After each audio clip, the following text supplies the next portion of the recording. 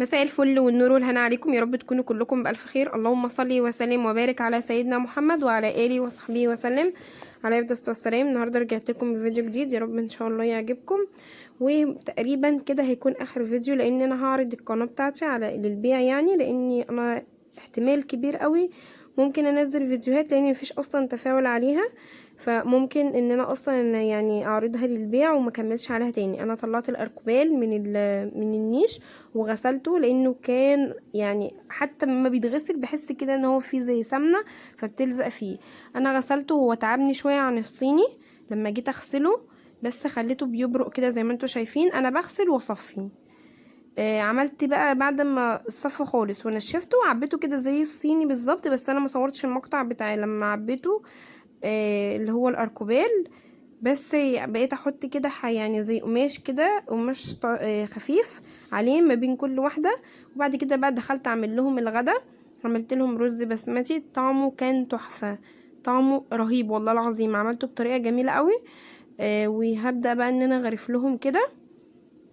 اللهم صل على النبي عليه الصلاه والسلام. لو انت وصلت لحد هنا يعني اعملي لايك وشيري الفيديو. بصوا بقى، انا قلت لملك يا ملك روحي هاتي الصينيه.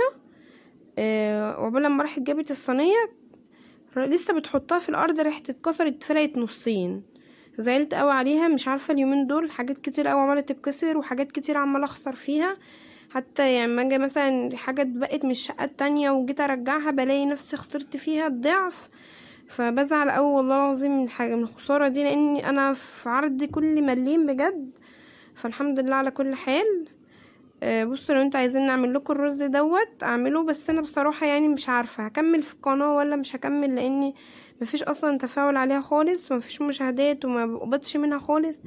فلسه انا طبعا هستخير ربنا ثالثه استخاره، وهستخير ربنا واللي فيه الخير ربنا يقدمه. وعملت لهم بانيه برضو كان طعمه حلو قوي، اكله خفيفه كده وسلطه. كنت انا وملك بس وعلي، ومحمد كان راح الشغل بقى، سبتله ولحد ما رجع يعني وكل منه. بصوا البانيه لونه كان جميل وطعمه كان حلو قوي، الاكله كلها على بعضها. والحبه الصغنين كنت حطاهم في الطبق دول، دي سلطه الدقوس، انا بحطها في الفريزر، بطلع منها كده على قد لان هي مشطشطه، معلقه كده على قدي بحطها على الرز وبحب اكل بيها قوي. يا رب الفيديو بتاعي يكون عجبكم، استودعكم في الله. بصوا الرز ده قبل ما اغرفه، بصوا مفرفر ازاي. وحتى الرز البسمتي غالي، يعني مبقناش دلوقتي بنجيبه ولا غير كل فين وفين، بس احنا اصلا كده كده يعني مش بنحبه قوي، بس لما بعمله كل فتره كده بيبقى طعمه حلو قوي وبنحبه بصراحه، يعني كل فتره. لكن لما بنعمله على طول بنزهق منه ومناش فيه قوي يعني.